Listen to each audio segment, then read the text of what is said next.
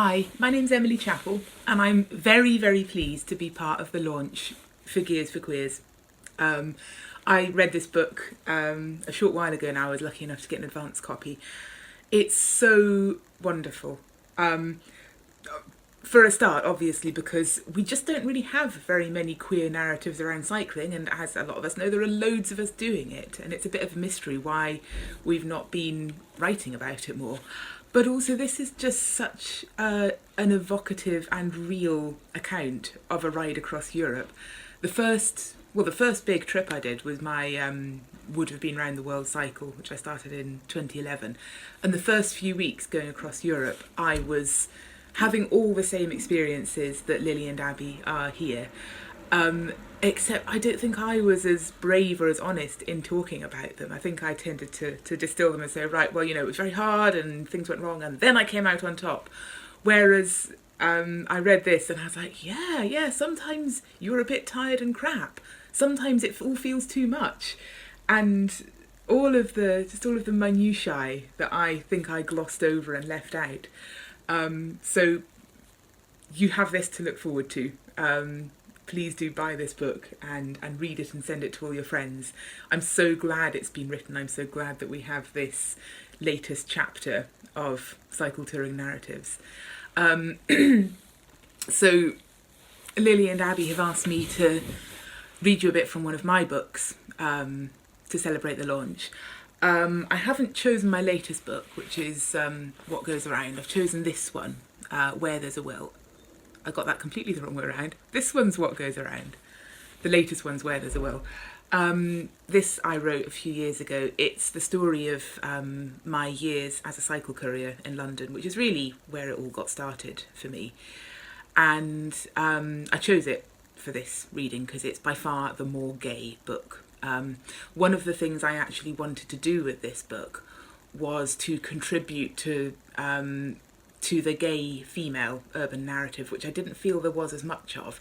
So I'd read loads of books by, the obvious example would be Edmund White and lots of others, where you've got this kind of very well trodden, really well written path of, young men coming to the city and having this kind of riotous and sometimes disastrous time of just finding each other. And I mean, if you've read any books by Edmund White, you'll know quite how many people he found.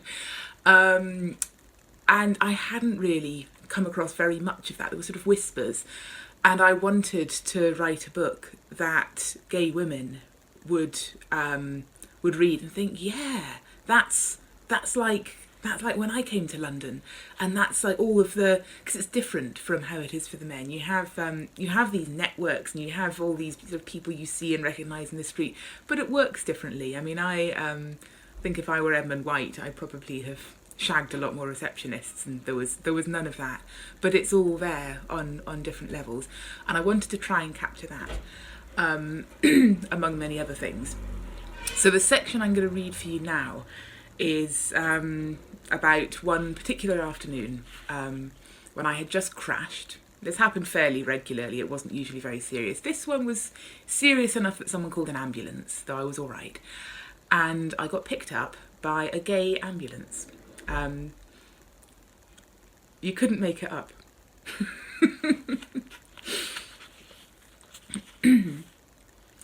The paramedics immobilised me with a neck brace and strapped me to a stretcher. And as I lay there in the ambulance, unable to look at anything but the ceiling, feeling myself pressed in one direction and then another as the ambulance went round corners, and trying to guess where I was and which hospital they might be taking me to, I overheard them chatting about what they'd been up to at the weekend, and found that I recognised most of the names of the bars. Such a shame Ghetto's gone, isn't it? Yeah. Well, it's moved to East London. You knew that, right? But it's not the same. We're all just hanging out in Cuba now. I cleared my throat. Is this a gay ambulance? I called out, slightly nervously. The paramedics were momentarily wrong-footed and then both laughed. Yes, yes it is, said the man, who was keeping an eye on me while his colleague drove, and we all fell into hilarity for a minute, delighted by our new sense of camaraderie. Well, this is quite a find, I said. I felt like Harry Potter, being swept up onto the night bus and finding myself unexpectedly among friends. Oh, there was quite a few of us, they told me, and started to gossip about various people in their industry who were, or who probably were. Those guys on bikes, said the man. Oh, I know them, I interrupted excitedly. I see them around Soho all the time. There's one who always parks up on Frith Street in the morning. Pushbike paramedics had been introduced to central London at around the same time I started couriering and proved a runaway, or rather a ride-away, success. I had read somewhere that they were so quick in response to 999 calls that most of the time they arrived on the scene while the call was still in progress. Yep, I think that must be Philip. He's having a great time. Spends half his day sitting in Soho Square, topping up his tan. Is he gay? Shouted the woman from the front. Oh, I don't really know, said the man, in a tone implying that he nonetheless had his suspicions and possibly even concrete evidence. I think he likes the attention, though. You know, like the policemen at Pride. You see them, they're lapping it up. I've heard that the mounted police, those guys on the horses, they're all really keen to do Pride. And then you see them sitting up there above the crowd, looking all sexy in their short-sleeved shirts and their aviator shades. Oh yeah, they're loving it. I giggled. What about your lot? Asked the driver. Ha! My lot. I was enjoying this. The sensation of translating between two worlds, of which I was equally a part. Less than you'd think. Or maybe more than you'd think, but it doesn't really get talked about much.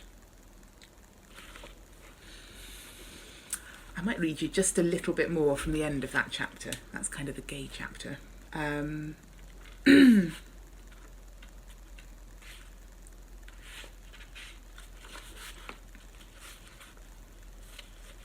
see.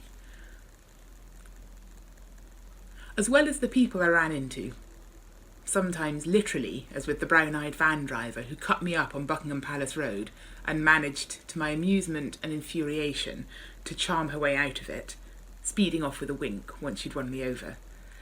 Many of the coordinates on my personal map of the city were the site of dates, assignations and arguments, of chance meetings and first kisses and last goodbyes. Although gay women don't share the historic communal landmarks of cruising, like Clapham Common and the Broadwick Street public toilets, which the courier boys would sometimes visit with exaggerated reluctance, we still have the South Bank, where I have piled up so many memories over the years that strolling from the National Theatre along to the London Eye is like jostling through a crowd of ex-girlfriends and lovers.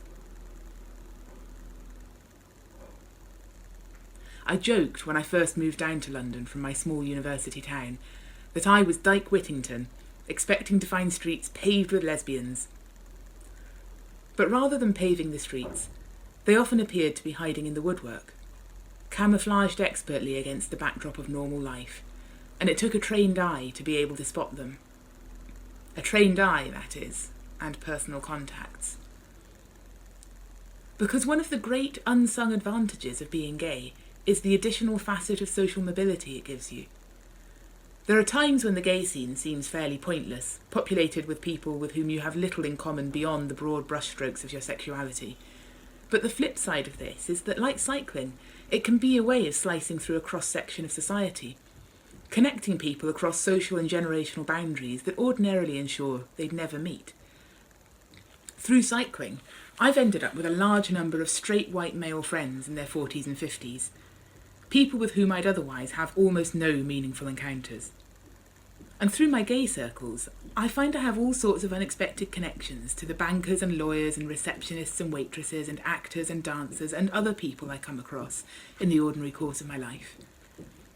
It's now rare for me to find another gay Londoner with whom I don't have at least one friend in common, and quite often at parties there'll be a minor explosion of mirth as I get to know a friend of a friend and discover we share an ex-girlfriend or are similarly connected by an improbable and mostly unmentionable chain of liaisons.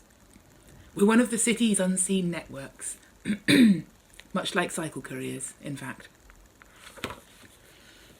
All right, I think that's going to be just about it from me. I'd like to say one more thing before I disappear. I don't think we're celebrating Pride Month at the moment. It's a great time to launch this book.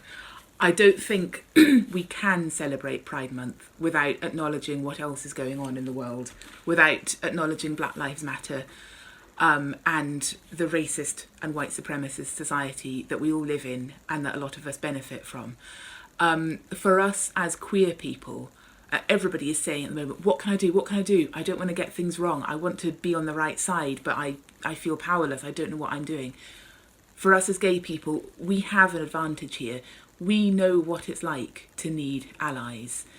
We've all been in a situation where we were, you know, the only gay person on the club run and someone made a homophobic joke and we wished that somebody else would have a word and say, mate, that's not on. And we had to fight the battle ourselves, or we had to just swallow it and deal with it on our own. This helps us to understand what it might be that Black people need from us at the moment and the ways in which we might be able to help them. We know that it's hard to fight battles when you are the one being threatened and challenged, and how much you wish that somebody would sometimes speak up for you. So please, any opportunity you get over the next few days and weeks and years and your lifespan, please speak up. I think you've all seen or heard of the film Pride. If you're not sure what I'm talking about, I'd recommend that as a very, very good place to start. It's all about solidarity and how to be a good ally, and I think that's something we all need at the moment. So congratulations to Lily and Abby, and thank you for having me.